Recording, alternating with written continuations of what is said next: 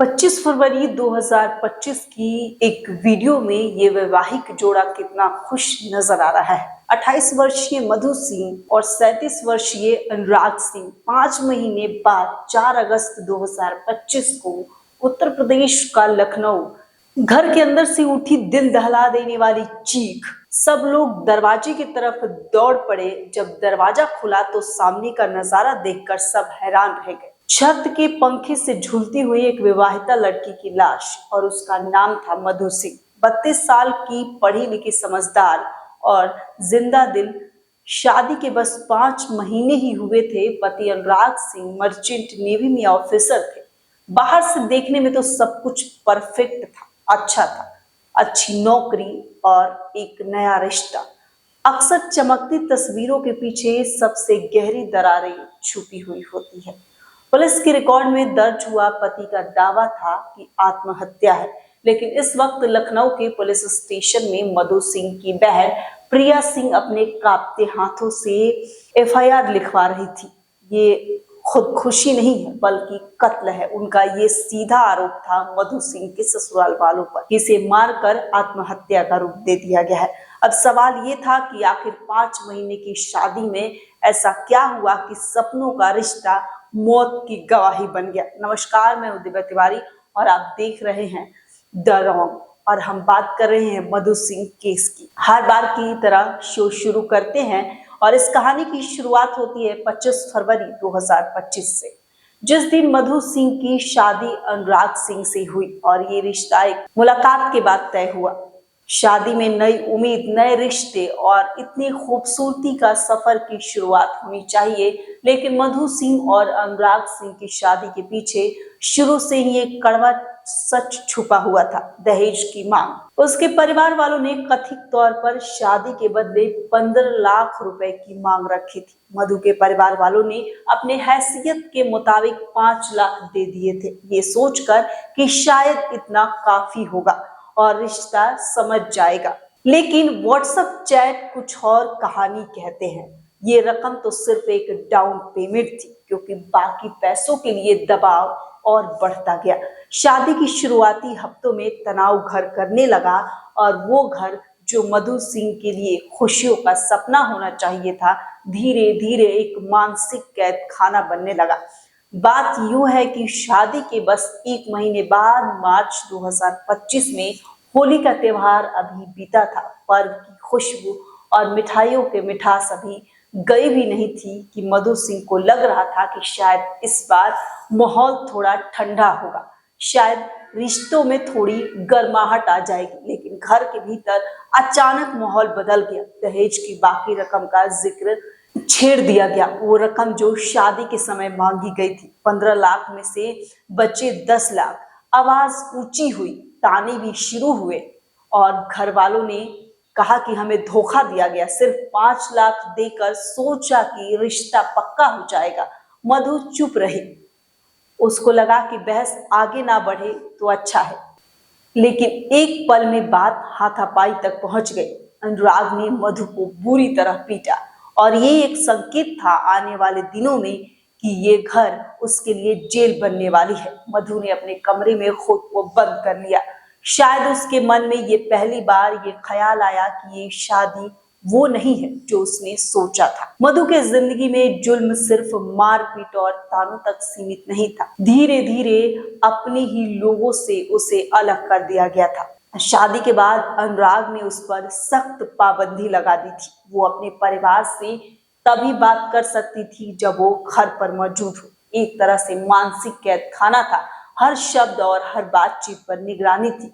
मधु की जिंदगी में सबसे बड़ा मोड़ तब आया जब उसे पता चला कि वो मां बनने वाली है।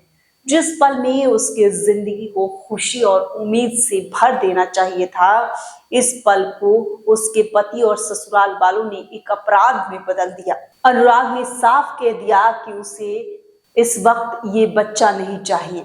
ये मधु का सपना था, उसका अपना खून, उसका भविष्य। लेकिन उसे रोज रोज समझाते और डराने और धमकाने का सिलसिला शुरू हो गया। कभी कहा गया कि बच्चा होने पर घर का खर्च बढ़ जाएगा, कभी कहा गया कि अभी समय सही नहीं है, एक दिन उसके बिना मर्जी के उसके मासूम को उसके शरीर से छीन लिया गया। मधु ने अपनी बहन को व्हाट्सएप मैसेज में लिखा कि मुझे लगा था कि मैं मां बन जाऊंगी, उन्होंने मुझसे मेरा बच्चा छीन लिया। ये उसका गर्भपात नहीं था, उसके अस्तित्व पर किया गया ये एक वार था। एक औरत से उसकी सबसे गहरी पहचान, उसके मातृत्व का भावना, उसकी उम्मीद, सब कुछ एक झटके में तोड़ दिया गया। उसे उसी दिन मधु के अंदर से कुछ हमेशा के लिए मर गया। और ये अलगाव और जबरन फैसला किसी भी इंसान के लिए उसकी उतना ही भयावह है जितना किसी को जबरन कहीं शायद ले जाना। यही वजह थी कि मधु की मानसिक हालत धीरे धीरे टूटती चली गई और 31 जुलाई 2025 की रात मधु ने अपनी बहन से बात करते हुए कहा कि अनुराग का अपनी पुरानी गर्लफ्रेंड के साथ अफेयर है। उसी दिन अनुराग एक होटल में रात बिता कर आया था और ये सिर्फ शक नहीं था, मधु के पास सबूत थे, होटल बुकिंग के रिकॉर्ड का और उसका देर रात तक लौटना। उस दिन उसकी आवाज में गुस्से से ज्यादा दर्द था। उसने अपने रिश्ते की आखिरी डोर भी टूटते हुए देख लिया हो। उसके 4 दिन बाद 3 अगस्त को मधु ने फिर अपनी बहन को फोन किया और इस बार उसकी आवाज और भी भारी थी। उसने फिर से मारपीट और प्रताड़ना की शिकायत की। छत की एक लाइन पढ़ने में लगता कि जैसे अपनी जान की कीमत बता रहा हो। ऑडियो क्लिप मधु की टूटी हुई काफी आवाज और उसने कहा कि उसने मुझे बहुत मारा, प्लेट उसके सामने नहीं रखी तो वो शराब पी रहे थे।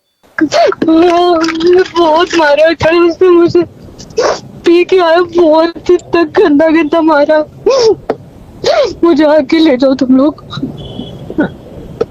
मैं अभी अल्ट्रासाउंड कराने जा रही हूँ। तू अकेले क्यों जा रही हो? मैंने इतनी बार बोला चलो, मेरे साथ नहीं चले। तो हम लोग आ रहे हैं ना, तो क्यों इस तरह करोगी? तुम बस लेने आओ, मैं अपना सामान पैक करके आऊंगी। इससे वो कर मुझे बहुत गंदी तरीके से मारा, इसने ऊपर नीचे नंगा करके बहुत गंदा मारा। एक वाक्य नहीं था, एक चीख थी जो 4 दीवारों से निकलकर सीधे सबूत बन गई। छत और ऑडियो में साफ कर दिया था कि मधु की जिंदगी एक सुनियोजित जाल में फंसी हुई थी और अनुराग के मैसेज, गुस्से से भरे ताने और लिपटे हुए हर शब्द, पैसों की मांग, बाकी 10 लाख कब दोगी, तुम्हारे घर वालों ने हमें धोखा दिया है, ये सिर्फ मैसेज नहीं थे, एक महिला को हर रोज तोड़ने के तरीके थे। शिकायत किसी छोटी मोटी बहस की नहीं, लगातार चल रहे उसे जुल्म की थी जिसने उसे भीतर से तोड़ दिया। शायद वो मदद मांग रही थी कि वो चाह रही थी कि कोई इस नरक से उसे बाहर निकाले, लेकिन अगली सुबह उसकी कहानी हमेशा के लिए खत्म हो गई।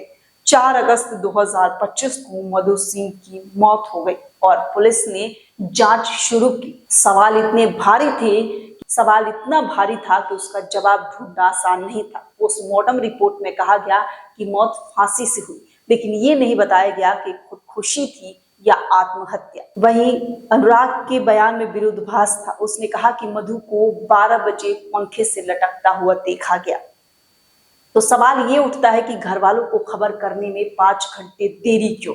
वही 10:30 बजे ऑनलाइन ऑर्डर किया गया था, बाहर से खाना मंगाया गया था। तो क्या अनुराग को पता था कि मधु अब इस दुनिया में नहीं रही? डिजिटली सबूत एक एक कर सामने आने लगे। अब सवाल था कि आखिर में मायके वालों को बताने में 5 घंटे देरी क्यों? व्हाट्सएप मैसेज में दहेज की मांग, गुस्से भरे वो शब्द और ऑडियो क्लिप जिसमें मधु की टूटी हुई आवाज, घर की नौकरानी की गवाही, और ये शक और गहरा दिया। उसने बताया कि उसने दरवाजा खटखटाया लेकिन अंदर से किसी ने नहीं खोला, कोई जवाब नहीं मिला। इन टुकड़ों को जोड़ते हुए पुलिस ने अनुराग को गिरफ्तार कर लिया। इसके तहत हत्या की संभावनाओं को भी खुला छोड़ दिया। वहीं दहेज अधिनियम कागजों में ये कानून महिलाओं की रक्षा के लिए है, असल जिंदगी में आपको बता दें कि इसका असर अधूरा रह जाता है। जांच में कई चुनौती आई, 5 घंटे की देरी और आखिर में क्या छुपाया जा रहा था? कोई प्रत्यक्ष गवाह नहीं, क्योंकि ये घटना घर के 4 दीवारी में हुई थी। कैसे सिर्फ मधु की कहानी नहीं है, पूरे सिस्टम की तस्वीर है। सालों से खींचते हैं सबूत के भाव में और पीड़ित को इंसाफ नहीं मिल पाता है।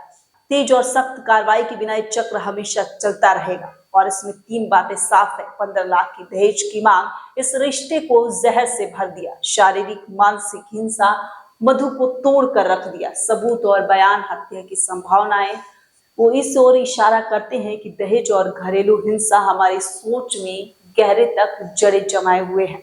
अगर बदलाव चाहिए तो सोच बदलनी होगी। दहेज को रिवाज मानना बंद करना होगा। कानून सख्त और तेज होने चाहिए, लेकिन सालों तक ये इंसाफ ना खींचे। सहायता व्यवस्था मजबूत हो, कानून मदद हर पीड़ित तक पहुंचे। ये कहानी सिर्फ मधु की मौत पर खत्म नहीं होती। सवाल ये है कि अगली मधु को बचाने के लिए क्या हम अभी भी चुप रहेंगे या आवाज उठाएंगे। अब इस केस की सुनवाई अदालत में चल रही है। फैसले में वक्त लगेगा, लेकिन सवाल है कि क्या मधु को इंसाफ मिलेगा किसी भी, या ये भी केस सिर्फ फाइलों में दब कर रह जाएगा। फिलहाल इस घटना को लेकर आपकी क्या राय है, कमेंट बॉक्स में जरूर बताइए।